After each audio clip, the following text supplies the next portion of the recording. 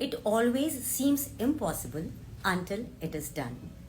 इसलिए अगर कोई आपको कहे ना कि आप कुछ नहीं कर सकते हैं तो आप उसकी बात मत सुना कीजिए। आप ये कहिए कि पहले मुझे कर लेने दो। जब आप उसे करेंगे तो आप उसे परिपूर्णता की तरफ भी ले जाएंगे। इसलिए इम्पॉसिबल जैसा कोई शब्द अपनी डिक्शनरी से बाहर ही निकाल दीजिए। ऐसा कुछ भी नहीं जो नहीं किया जा सकता। मंथन में आज जो मेरे मेहमान हैं उनकी जिंदगी भी कुछ ऐसी ही है। हो सकता है कि उन्हें भी कई लोगों ने कहा होगा कि आप जो सपने देख रहे हैं उसे मत देखिए क्योंकि शायद ये पूर्ण नहीं हो सकते, लेकिन उन्होंने किसी की नहीं सुनी। उन्होंने सिर्फ और सिर्फ उस दिशा में मेहनत की और आज आलम ये है कि गुजराती फिल्म इंडस्ट्री, गुजरात का जो फैशन इंडस्ट्री है उसमें लोग उन्हें सुपरस्टार कहते हैं। आज मेरे साथ हैं सत्या पटेल जी, जो कि मिस्टर गुजरात रह चुके हैं और वो हिंदी फिल्मों में भी काम कर चुके हैं और गुजराती में तो वो काम करते ही जा रहे हैं। और गुजरात फैशन इंडस्ट्री में ना लोग अगर कुछ भी देखना होता है ना कि क्या स्टाइल स्टेटमेंट चल रहा है या ऐसा क्या किया जाए जो कि डिफरेंट हो, तो लोग देखते हैं सत्या जी की तरफ कि वो क्या करने वाले हैं और क्या कर रहे हैं। यानी वहां का स्टाइल स्टेटमेंट जो है वो ही तय करते हैं। आज मैंने सोचा कि मैं उनसे बात कर लेती हूँ क्योंकि मैंने ऐसा सुना है कि वो जो हैं वो सिर्फ और सिर्फ एक्टर बनने के लिए यहाँ नहीं आए थे। वो असल में मैकेनिकल इंजीनियर थे और इंजीनियरिंग बैकग्राउंड के बाद वो कैसे फिल्म इंडस्ट्री में आए, कैसे फैशन इंडस्ट्री में अपना नाम रोशन कर रहे हैं, ये जानना बहुत इंटरेस्टिंग रहेगा। उनकी एक फिल्म है जो अभी रिलीज होने वाली है, नाम है उसका कन्नू भाई द ग्रेट। तो मुझे लगा कि उनसे इस फिल्म के बारे में भी बात कर लिया जाए। उन्होंने कई फिल्मों और वेब सीरीज में काम किया। आपको नाम एक आध में बता देती हूँ, बाकी तो हम उनसे बात करेंगे तो हमें पता लग ही जाएगा। उन्होंने काम किया है वेब सीरीज ब्लैक शादी में, फिर regret, no chance for remorse, ये एक शॉर्ट फिल्म है। उन्होंने हिंदी फिल्मों में काम किया है और ये जो एक है जजीरा और कन्नू भाई द ग्रेट, ये फिल्में जो हैं ये फिल्में हैं उनकी गुजराती की। तो चलिए उनसे बात करते हैं और उनसे पूछते हैं उनके बारे में, उनके करियर के बारे में। तो मैं उनको भेजती हूँ एक रिक्वेस्ट। नमस्ते, वेलकम। हेलो। कैसे हैं सर आप? बस I am fine, how are you ma'am? I am so good sir, I am so good. Well और आपसे मुझे बात करके तो वैसे भी मुझे बहुत सारी आज नई नई चीजें, इनसाइट्स मिलने वाला है क्योंकि पहले तो कंग्रेचुलेशंस, अभी ही आपकी फिल्म जो है रिलीजिंग के बिल्कुल कगार पे खड़ी है, कन्नू भाई द ग्रेट। जी जी, तो उसके लिए आपको बहुत बहुत शुभकामनाएं। Thank you so much. अच्छा सर, ये जो फिल्म है कन्नू भाई जी वाली, जी, इस फिल्म में आपका किरदार क्या है? वेल कन्नू भाई द ग्रेट इस फिल्म का नाम है। हम्म। और कन्नू भाई टेलर ये एक पर्सनालिटी है, एक व्यक्ति है जिनके जीवन पर आधारित ये फिल्म है। अ, तो एक बायोपिक के साथ एक फिक्शन स्टोरी भी इस फिल्म में देखने को मिलेगी दर्शकों को, जिसमें मैं ऑलरेडी एक एस्टेब्लिश एक्टर का ही रोल प्ले कर रहा हूँ। ओह क्या बात है। तो खुद को प्ले करना क्या कंफर्टेबल काम है या बड़ा मुश्किल काम है? हाँ सी, अब रोजमर्रा की जिंदगी में जैसे बीइंग एक्टर, हाँ यही एक रूटीन हो चुका है, लाइक शूटिंग पे एक्ट करना। तो कह सकते हैं कि इजी है, क्योंकि बीइंग एक्टर एक्टर का ही रोल प्ले करना, लेकिन कहीं ना कहीं चैलेंजिंग भी हो जाता है कि जो स्क्रिप्ट की डिमांड है उस तरह से बखूबी निभा पाएंगे या नहीं, तो ये एक थोड़ा प्रेशर भी रहता है। क्या बात है। तो सर आपकी जो ये फिल्म है इसका रिलीज डेट क्या है, कब रिलीज हो रही है? यस, कन्नू भाई द ग्रेट आप लोगों को 15 दिसंबर के दिन आपके नजदीकी सिनेमाघरों में देखने को मिलेगी। क्या बात है, क्या बात है। अच्छा सर, मुझे बहुत इस चीज ने हैरान किया हम्म, कि आप एक मैकेनिकल इंजीनियर हैं, एकदम सीरियस सा काम है वो, एक इंजीनियरिंग करने वाला हम्म, बच्चा, हम्म। उसने फिल्मों की तरफ जाने के बारे में सोचा भी कैसे? मतलब आपके पास टाइम भी कब हुआ कि आप सोच पाए कि मैं फिल्मों की तरफ जाऊं, फैशन आइकन बन जाऊं, मतलब मिस्टर गुजरात बन जाऊं? राइट, मतलब वेल मुझे कहना पड़ेगा कि आपने अच्छा रिसर्च किया है जाना पड़ लाइफ गया पे आपके जाने बारे से में। पहले। राइट। सो जैसे आपने कहा, बिल्कुल सही कहा, मैंने मेरी पढ़ाई मैकेनिकल इंजीनियरिंग में हुई है। हाँ। सो हाँ, बट आफ्टर टेंथ टेंथ के बाद जब मैंने डिप्लोमा इन मैकेनिकल इंजीनियरिंग में मैंने एडमिशन लिया था, तो हम्म। First year Gujarat, second year गया, हम्म। थर्ड ईयर तक पहुंचते पहुंचते वो होता है ना कि मतलब आप टेंथ के पास टेंथ पास हो जाने के बाद वो एज नहीं रहती है, हम्म। लेकिन आप होश संभाल लेते हो अपना कि हाँ अब फ्यूचर के बारे में सोचना शुरू करते हो। हाँ। तो कहीं ना कहीं टेंथ के बाद ही मुझे पता चल गया था कि नहीं, मतलब मुझे एंटरटेनमेंट फील्ड या क्रिएटिव फील्ड में ही अपना करियर बनाना है।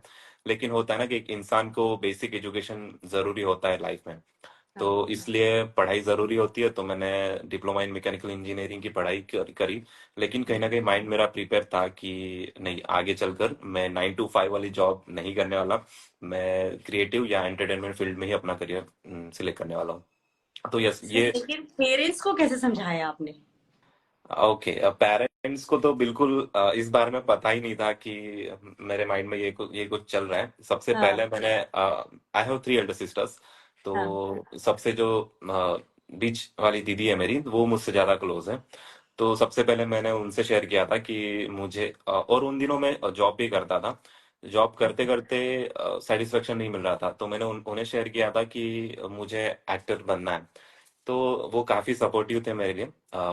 फाइनेंशियली भी मुझे काफ़ी सपोर्ट किया उन्होंने इनिशियल डेज में। हम्म। और उन्होंने ही एक वो कहते हैं ना कि सपोर्ट सिस्टम रहे उन दिनों में। मतलब शुरुआती दिनों में आपको किसी ना किसी का एक सहारा जरूरी होता है कि सहारा हो तो आप आगे बढ़ सकते हो।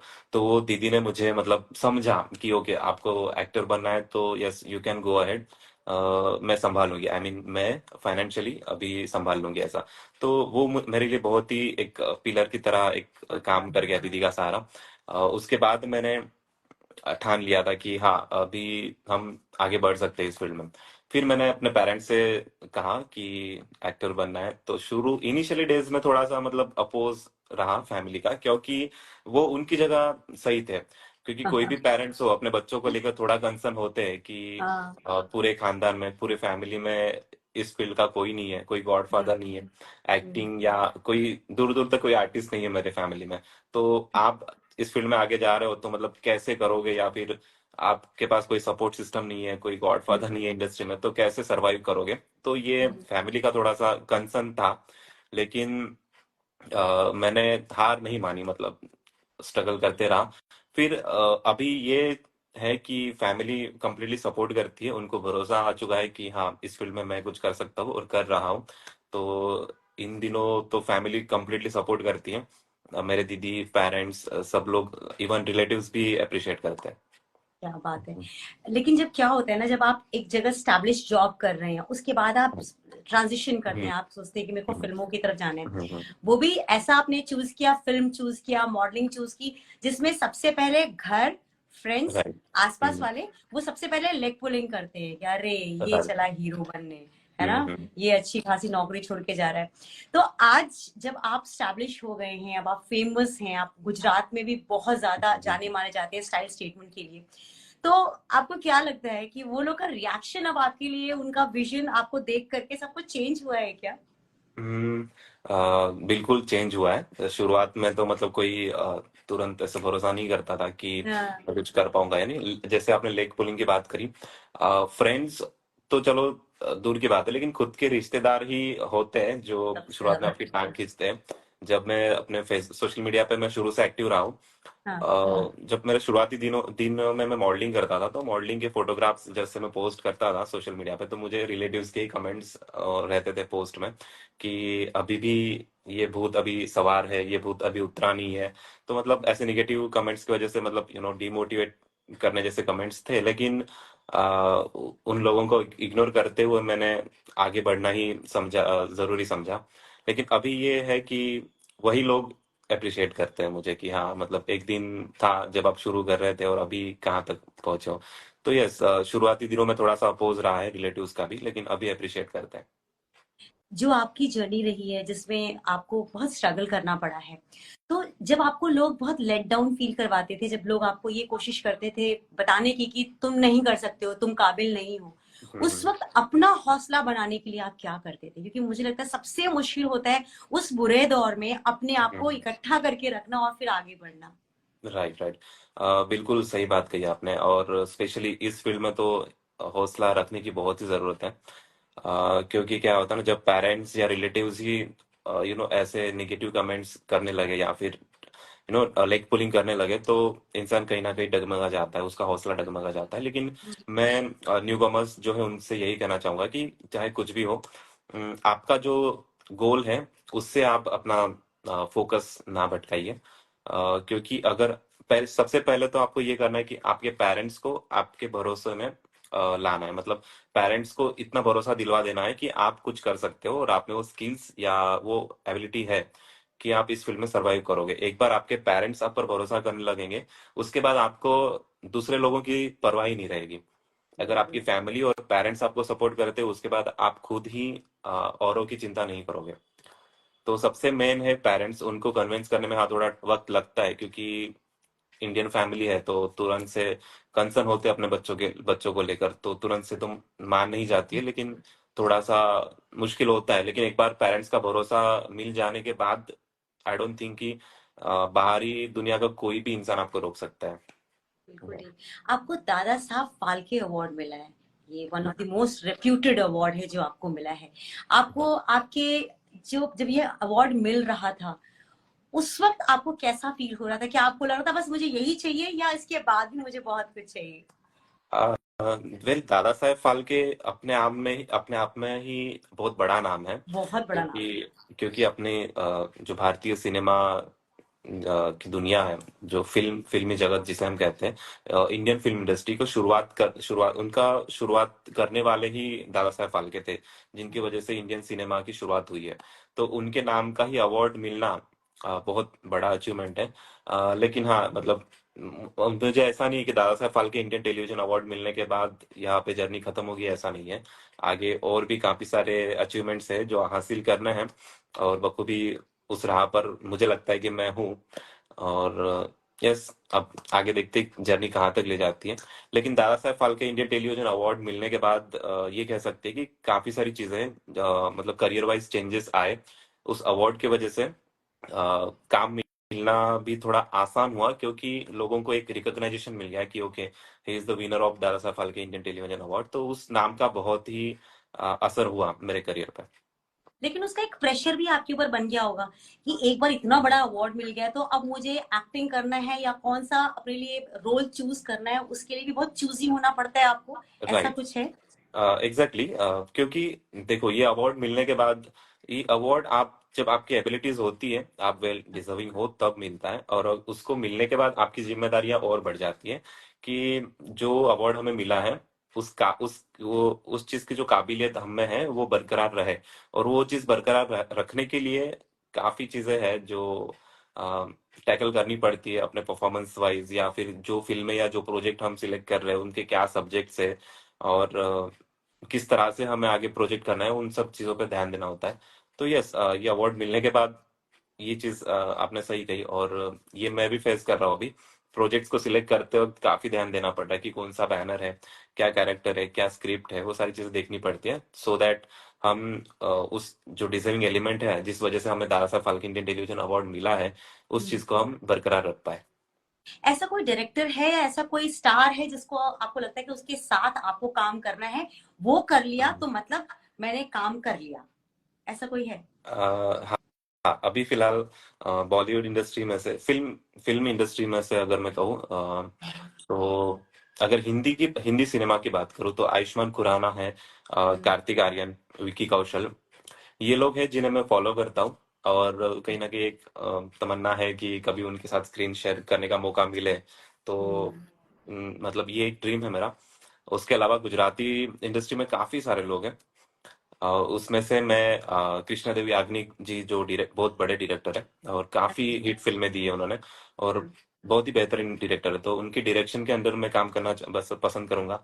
उसके अलावा टीवी इंडस्ट्री में विशाल सिंह करके एक्टर्स हैं, वो है रश्मि देसाई, काफी सारे अनगिनत ऐसे एक्टर्स हैं जिनके साथ मैं काम करना चाहूंगा। लेकिन मोस्ट प्रोबेबली फिल्म इंडस्ट्री में आयुष्मान खुराना, कार्तिक आर्यन, विकी कौशल, ये लोग हैं जिनके साथ मैं काम करना चाहूंगा। एक इंसान थे सुशांत सिंह राजपूत, जिनके साथ काम करने की बहुत इच्छा थी, जब मेरा करियर पीक पर ही था, और ऐसा एक ख्वाब देखा था कि कभी सुशांत सर के साथ स्क्रीन शेयर करेंगे। लेकिन पता नहीं वो समय ऐसा था, जिन जिन लोगों के साथ स्क्रीन शेयर करने का सोचा, बट वो पॉसिबल हो नहीं पाया, क्योंकि सुशांत सिंह सर के जाने के बाद अ, कुछ ही दिनों के बाद इरफान सर का भी अ, इंतकाल हुआ। उसके बाद ऋषि सर के साथ भी ऐसा हुआ, तो मुझे ऐसा लगा कि यार, मतलब जिन लोगों के साथ काम करने का ख्वाब देखा है, पता नहीं वो पूरा नहीं हो रहा है, वो लोग ही जा रहे हैं, तो मतलब ये मेरा खौफ पूरा होगा या नहीं। लेकिन फॉर्चुनेटली काफी अच्छा काम अभी हो रहा है, अच्छे स्क्रिप्ट्स आ रहे हैं। और जैसे ये कह सकते हैं कि जो लोग हैं जिनके साथ मैं काम करना चाह रहा हूँ, बाय गॉड ग्रेस ऐसा लग रहा है कि कुछ दिनों में उनके साथ मैं काम करूँ। जब आप छोटे थे तो ऐसा कौन सा एक्टर था जिसको देख करके आप उसकी नकल करते थे, या आपने सोचा था कि मैं बड़ा होके इसी की तरह बनूंगा? राइट। ऐसा मतलब ऐसा नहीं है, जिस जिस तरह से अभी मैं कंप्लीटली फॉलो करता हूँ जिन जिन लोगों के मैंने नाम लिए। लेकिन जब मैं छोटा था तब मेरे घर पे TV, black and white TV हुआ करती थी 90s के दिनों में। हाँ। दूरदर्शन, ज्यादातर दूरदर्शन चैनल ही देखते थे हम लोग। और दूरदर्शन पे काफी सारी हिंदी टीवी सीरियल्स आती थी। जस्ट बिकॉज मेरा बॉर्न महाराष्ट्र से है, तो मैं मराठी टीवी चैनल्स भी काफी देखा है मैंने। तो उन दिनों आलोकनाथ जी डीडी नेशनल्स पर बहुत ही फेमस थे। और उनको देखकर बाबूजी। यहाँ जी रूपाली गांगुली, जया भट्टाचार्य, इन इन जैसे दिग्गज लोग थे जिन्होंने दूरदर्शन से अपने करियर की शुरुआत करी थी। और मैं छोटा था उनको जब टीवी पर देखता था, जब जो रंगोली प्रोग्राम था वो आता था। तो काफी सारे ऐसे टीवी सीरियल्स हैं जिनमें देखकर, जो सारे एक्टर्स को देखकर ऐसा लगता था कि अब मैं भी कभी टीवी में दिखूं। तो यस, थोड़ा सा वो थॉट बचपन से था। लेकिन वो दिन ऐसे होते कि हम अपना होश संभाले हुए नहीं होते, तो हमें पता नहीं रहता कि हम आगे चल के सच में यही करने वाले हैं या नहीं। लेकिन जैसे जैसे साल गुजरते गए, बड़े होते गए, थोड़ी समझ आई कि करियर कहाँ, कौन सा करियर चूज करना है या फिर आगे फ्यूचर में क्या करना है। फिर पता लगा कि नहीं, अब यही है जो करना है, मतलब जो पैशन है उसी को प्रोफेशन बनाना क्या है। बात है! Very nice. बहुत कम इतने लकी लोग होते हैं जो जी। अपने पैशन को प्रोफेशन में कन्वर्ट कर लेते हैं, and you are one of them. ये बहुत अच्छी बात है। यस। आपका कोई ऐसे ड्रीम रोल है जो जिसका भी आप वेट कर रहे हैं कि मुझे वो रोल ऑफर हो और मैं वो करूं? बिल्कुल। हर एक एक्टर्स का ना एक ड्रीम लिस्ट, कैरेक्टर की ड्रीम लिस्ट होती है, जिसमें मेरे भी कुछ कैरेक्टर्स हैं जो मैं चाहूंगा कि बतौर एक्टर कभी स्क्रीन पर करूं। जिसमें से एक है कि बीइंग मेल एक्टर, हम्म। फीमेल कैरेक्टर प्ले करना। ओह, फिर अभी सबसे मुश्किल काम। यस, मतलब जो मुझे चैलेंजिंग कैरेक्टर्स करना ज्यादा, हर एक्टर का यही होता है कि चैलेंजिंग कैरेक्टर्स करने में ज्यादा मजा आता है। तो एक बतौर मेल एक्टर जब आप फीमेल कैरेक्टर करते हो तो काफी कुछ सीखने को मिलता है। जो एक्सप्रेशंस है, जो नवरस हम कहते हैं एक्टिंग में, नवरस हम्म। होते हैं, उसे परफॉर्म करने का मौका मिलता है। फिर बीइंग हिंदू, मुस्लिम कैरेक्टर करने का एक ड्रीम है।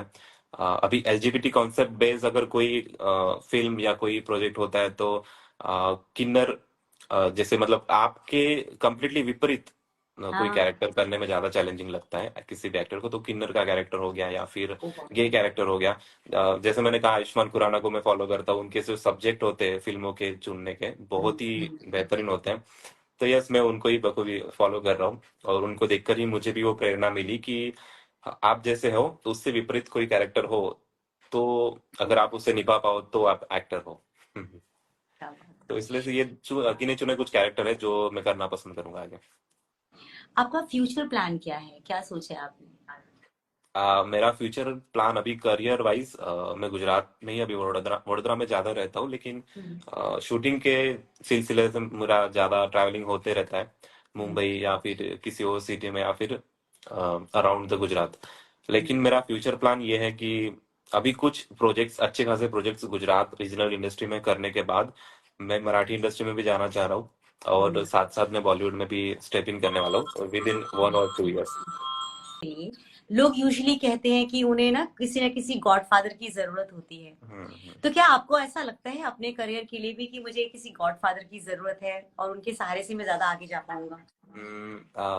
मैं टू बी ऑनेस्ट, मतलब मैं ऑनेस्टी के साथ ये जवाब दूंगा कि अगर अगर आपके पास कोई बैकग्राउंड इस फील्ड में है या हाँ। कोई गॉडफादर है तो बहुत इजी हो जाता है काम पाना। हम्म। लेकिन अल्टीमेटली आपकी स्किल्स, आपके टैलेंट पर ही सब कुछ डिपेंड करता है।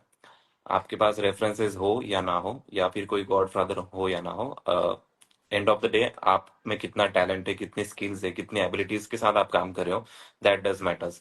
बट हाँ, अगर आपके पास कोई जान पहचान होती है ऑलरेडी, तो आपके लिए एक इजी वे हो जाता है लोगों तक पहुंचना, क्योंकि जहाँ पे न्यू कमर्स या आउट कमर्स होते हैं, वो लोगों को कहाँ पे ऑडिशंस हो रहे हैं, कहाँ पे प्रोजेक्ट्स का हाँ, कास्टिंग चल रहा है, ये सब जानने में या फिर परखने में ही सालों साल निकल जाते हैं। पता ही नहीं चलता कि कहाँ पे रिक्वायरमेंट्स है, कहाँ पे हमें जाकर ऑडिशन देना है, कैसे ऑडिशन देना है, ये नए लोगों को नहीं पता होता है। लेकिन अगर आपके पास कोई गॉडफादर है तो वो थोड़ा इजी हो जाता है, एक गाइडेंस मिल जाता है। हाँ, लेकिन अगर आप इस फील्ड में नए हो हम्म, तो इस ये इंडस्ट्री ना काफी बदनाम भी है। वैसे अगर आपने काफी सारी चीजें सुनी होगी कि इंडस्ट्री में ऐसा है वैसा, काफी सारी निगेटिव चीजें सुनी होगी, तो उस बारे में मैं अगर कहूँ तो ऐसा नहीं है। ऐसा हर फील्ड में बुरे और अच्छे लोग हर फील्ड में रहते हैं। तो सेम फिल्म इंडस्ट्री में भी सेम दो दो तरह के लोग हैं, अच्छे भी है, जितने अच्छे लोग हैं उतने बुरे लोग भी है। डिपेंड करता है कि आप कैसे लोगों के साथ उठते बैठते हो, या फिर आपके ताल्लुकात कैसे लोगों के साथ है। अगर आपके आपकी किस्मत अच्छी है और अगर आपके साथ ऐसे कोई लोग जुड़ गए जो आपको सही राह दिखा पाए, तो बहुत आसानी होती है और मतलब सही मायने में आपको काम मिलने लगता है। बट वहाँ उन लोगों तक पहुंचने में थोड़ा वक्त निकल जाता है। तो यस, गॉडफादर होना बहुत एक बेनिफिशियल चीज है, लेकिन अगर नहीं है तो ऐसा नहीं है कि आप उस मुकाम तक नहीं पहुंच पाते हो। फिर वो डिपेंड करता है कि आप कितना डेडिकेशन के साथ काम कर रहे बहुत सही। अच्छा, मैं आपसे रिग्रेट पूछ रही थी कि आपको लाइफ में कोई हो। रिग्रेट है क्या? राइट, राइट, हाँ। बस रिग्रेट यही है कि मैंने कुछ 2-3 साल के बाद मैंने इस करियर में आने की शुरुआत करी थी। तो मुझे थोड़ा ऐसा लगता है कि अगर मैं जैसे 20-21 साल का था तब से अगर शुरू कर दिया होता तो थोड़ा आज जिस मुकाम पे हूँ थोड़ा और ऊपर हो सकता था। ये जस्ट लगता है, बाकी और कोई रिग्रेट नहीं है। जो मुझे लाइफ में करना था मैं वही कर रहा हूँ। और एक्टिंग ना वन ऑफ टफेस्ट जॉब है। एक्टिंग एक ऐसी जॉब है जो दुनिया में टफ, जितनी भी टफ जॉब है उनमें से एक एक्टिंग भी है। तो उस जॉब को जीना मुश्किल भी है। तो बट कहीं ना कहीं ऐसा रिग्रेट नहीं है कि मुझे ये काम कर रहा हूँ, मुझे ये नहीं करना चाहिए, ऐसा कभी नहीं लगता है। बस इतना लगता है कि 2-3 साल शुरू में पहले कर दिया होता तो शायद आज कहीं और रहता। बट हाँ, काम अच्छा मिल रहा है तो वो रिग्रेट भी खारिज हो जाता है। मुझे ऐसा रिग्रेट नहीं लगता है कि नहीं हो रहा है। By God grace as doesn't matter, लेकिन अगेन वही कि होता है ना, मतलब अभी 20-21-22 साल के लोगों को जब हम देखते तो ऐसा लगता है, क्योंकि एक जनरेशन का भी इफेक्ट होता है कि उन उन दिनों इतने सारे सोर्सेज नहीं थे, ऑनलाइन प्लेटफॉर्म्स नहीं थे, लेकिन अभी काफी सारे प्लेटफॉर्म्स है जहाँ पे आप किसी भी एज में शुरू कर सकते हो। तो ऐसा लगता है कि जैसे अभी इंस्टाग्राम रील्स या ये सारे सोशल प्लेटफॉर्म्स मेरे वक्त होते कॉलेज टाइमिंग में, तो शायद मैं तब से ही अ, इस फील्ड में आ सकता स्टार बन जा, उसी टाइम था। बचपन में ही स्टार बन जाता। राइट। लेकिन सत्य सर, मुझे बहुत अजीब लग रहा है, आपने बोला कि 20-22 साल के लड़कों को देखता हूँ। मैं आपको सच्ची बोलूं तो मुझे लगा था आप उसी एज ग्रुप के हैं। तो अभी आप ऐसा बोल रहे हैं तो मुझे खुद ही लग रहा है कि मैं आपको क्या क्वेश्चन पूछूं। अच्छा, आपने ना अपने नाम के साथ भी थोड़ा सा मस्ती मजाक कर दिया है। आप सतीश से सत्या क्यों बन गए? Right, right. सो मेरा ऑन डॉक्यूमेंट नाम तो सतीश है, लेकिन मेरे फ्रेंड्स लोग अब ऑब्वियसली कोई भी फ्रेंड हो तो शॉर्ट नेम से ही बुलाते, तो सत्या करके ही ज्यादा लोग बुलाते थे। इवन घर पे भी काफी लोग सत्या करके बुलाते हैं। तो अच्छा, सत्या आपका भी मेरा, निकनेम? हाँ, निकनेम भी मेरा सत्या ही रहा है। और फैशन मॉडलिंग फील्ड में और एक्टिंग फील्ड में मुझे ऐसा लगा कि सतीश डजंट सूट, मुझे ऐसा लगा कि सत्या बेहतर है। तो इसलिए मैंने सत्या शॉर्ट नेम रख दिया, Satya. Screen name will be Satya. और सत्या में भी SATYA ना रखकर SATYYA रखने का ये मकसद था कि मेरी जो PR टीम है उन्होंने मुझे सजेस्ट किया कि सर आप SATYA को चेंज कर कर कुछ और स्पेलिंग अगर आप रखोगे तो ज्यादा प्रेजेंस होगा ऑनलाइन डिजिटली। क्योंकि ओ, सत्या पटेल नाम के ऑलरेडी कोई एक सेलिब्रिटी है जो डॉक्टरेट फील्ड में है। तो इसलिए मुझे स्पेलिंग थोड़ा चेंज करना पड़ा सो दैट अलग रहे, और जो लोग मेरा नाम सर्च कर रहे हैं तो एग्जैक्ट मेरी ही इंफॉर्मेशन मिले। तो आप आज अगर आप जब भी गूगल पे मेरा ये जो स्पेलिंग सर्च करते हो तो मेरी सारी डिटेल्स आती है। अदरवाइज सत्या हाँ। पटेल नॉर्मली सर्च करते हो तो कोई और सेलिब्रिटी का सब कुछ आता है। तो इसलिए इस ये वजह है रही है, PR टीम के कहने पर मैंने फिर नाम नाम का भी स्पेलिंग चेंज कर दिया। मुझे ना इससे, ये तो आपसे एक बहुत जबरदस्त टिप मिल गया। मैं भी अपने नाम में कुछ चेंजेस कर देती हूँ ताकि मेरे को ढूंढना हो तो उसी नाम से ढूंढा जा राइट, सकता है। वरना जैसे योगिता सिंह डालो, बहुत सारी योगिता सिंह आ राइट, जाती राइट। हैं।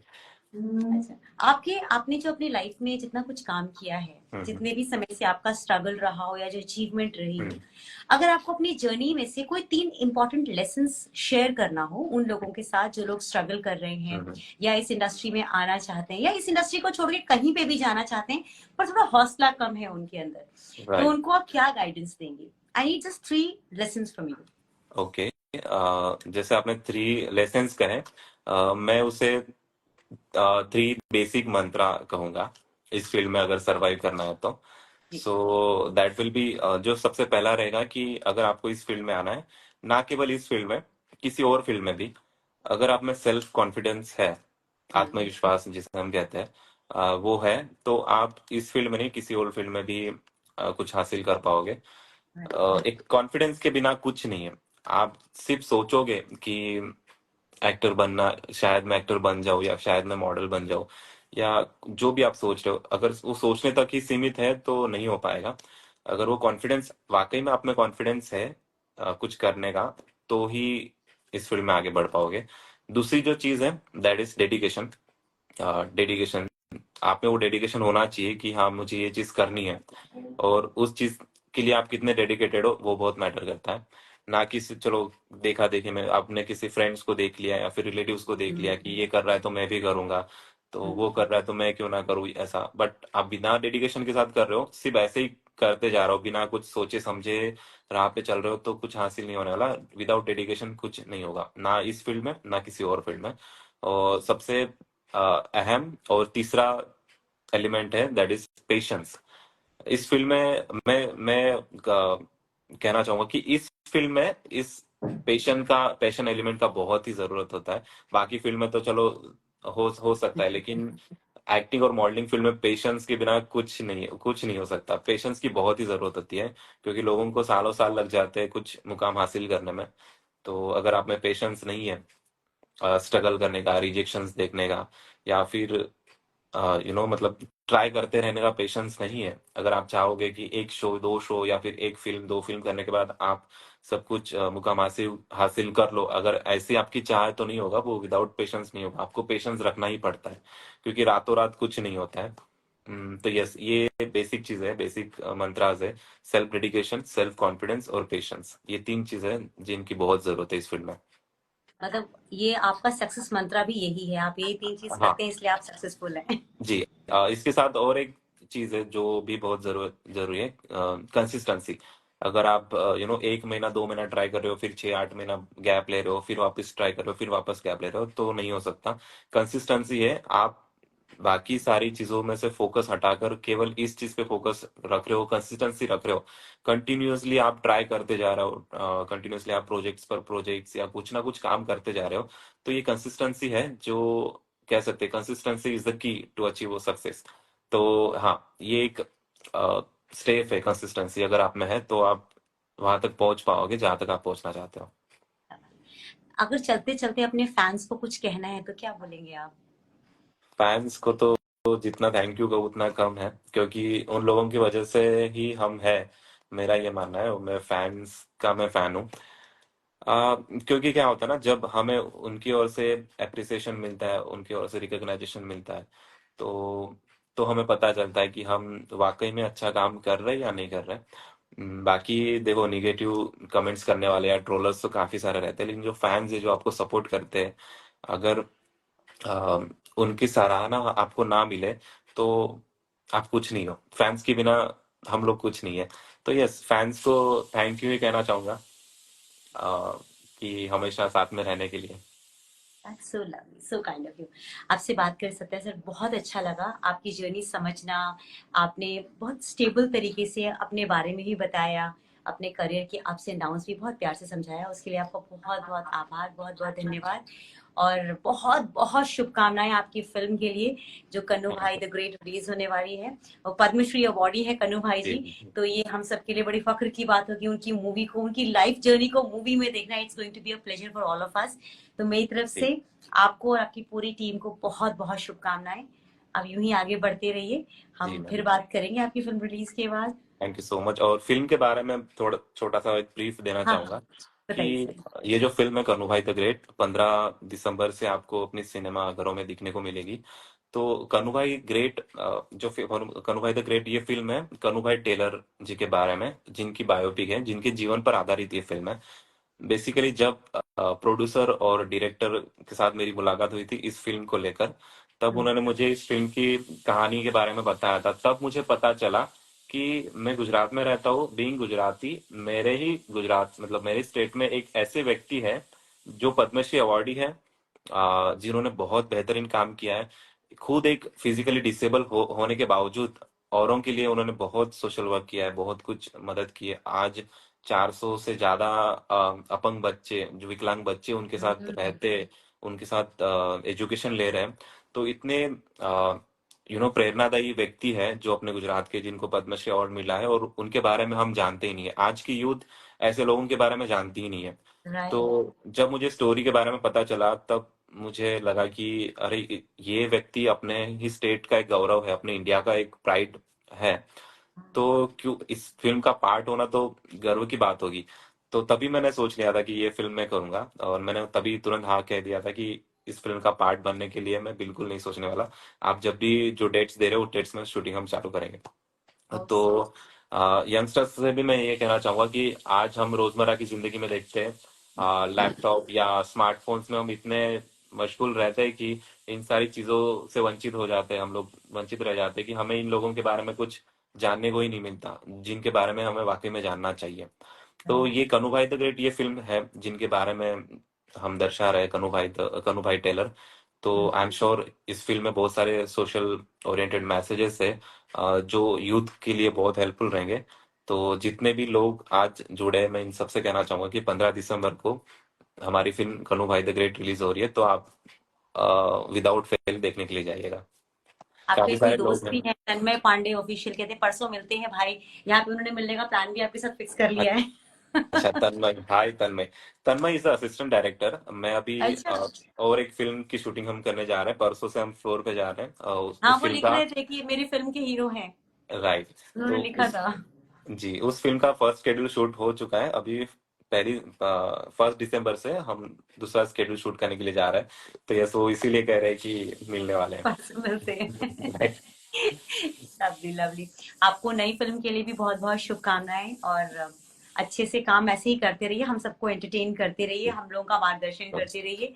All the best and keep shining sir. See you thank you. Soon. Thank you thank you so so much for much. having me. Thank you. Thank you very much. Thank you. नमस्ते।